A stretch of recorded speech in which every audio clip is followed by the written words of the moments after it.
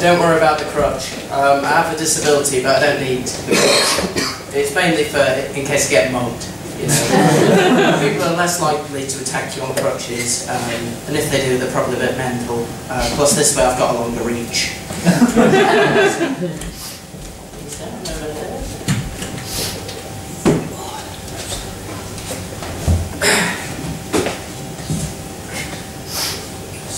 Pop this over there. Magic. Oh, lost balance, that's the disability. I'm Joe, and I'm a student, and I know that with your continued support and love, I'll get through this very difficult time. Thanks. I understand, just to say at the start, okay, not to build up your expectations or anything, but I understand in the olden days, you might remember Peter, but in the olden days they used to throw rotten food at the bad performers, you know, poor performances. If you want to uphold this tradition, I completely understand. I'll apologise now. Just if you do, I do have two requests. Okay, number one, that the food is in date. Okay, and number two, you aim for the box provided. Reason being, student finance isn't as generous as it might seem. One thing that annoys me at the moment is bucket lists. Okay? You know, the list of things that people want to do before they die. Okay. The reason that I don't like them isn't just because I'm evil, okay? Dying people can enjoy life too. It's just a lot shorter. It's more that they're not very creative, okay? They're all quite generic, you know, oh, I want to eat Malaysian food, or oh, I want to swim with sharks, or oh, I want to jump off a mountain holding a bungee cord. I should put it on my bucket list that I want to be there to cut the cord. I mean, I prefer bucket lists that are a lot more creative, you know. I was asking my friend, I mean, I like to think I've got more than one friend, but you never really know, do you? But I was asking my friend the other day, what do you want to do before you die?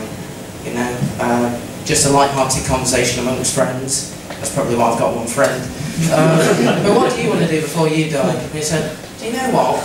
I want to do a big snotty sneeze in the baby's face. And slowly let the snot just dribble down onto the baby's forehead.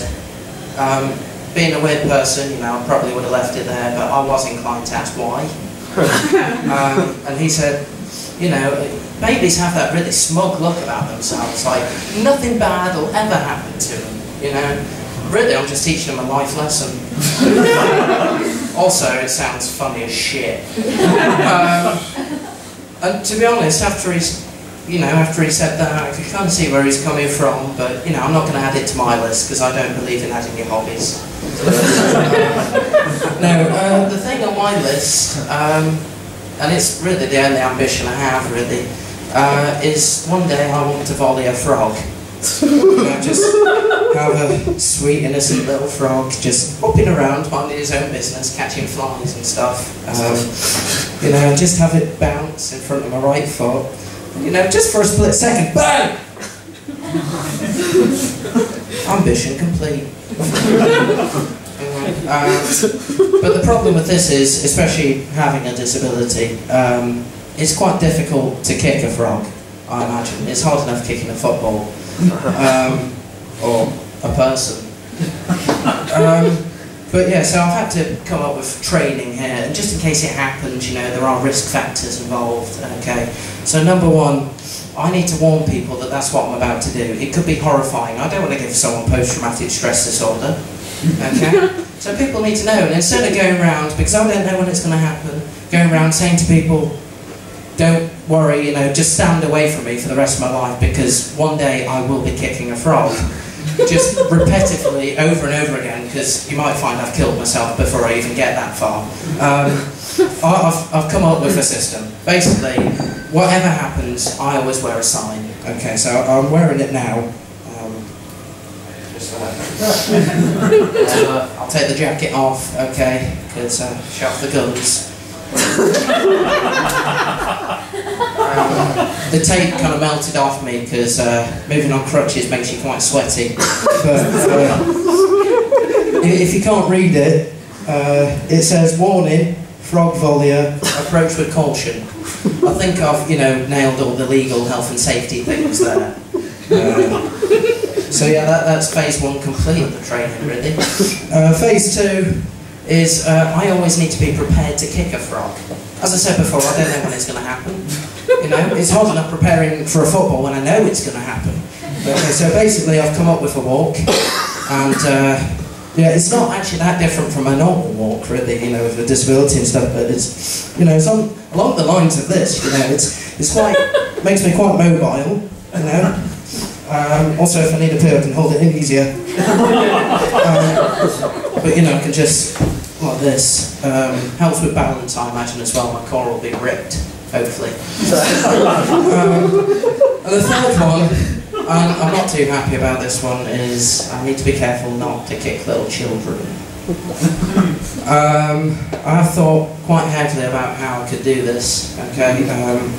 I thought, I could dress up as something that would scare children, like Rolf Harris. But there are some downsides to this. Number one, kids might think it's Santa, thus completing the complete opposite. And who's to say that kids weren't attracted to that look?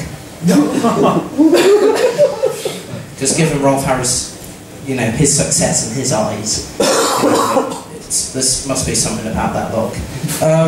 So yeah, I've decided that I just turn to my ever more talented face. So as you can imagine, training looks a lot like this.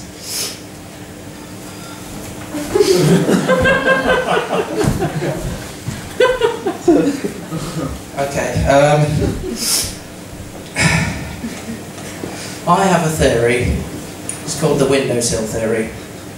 Basically, a lot like Forrest Gump, who said you can tell a lot about a person by their shoes.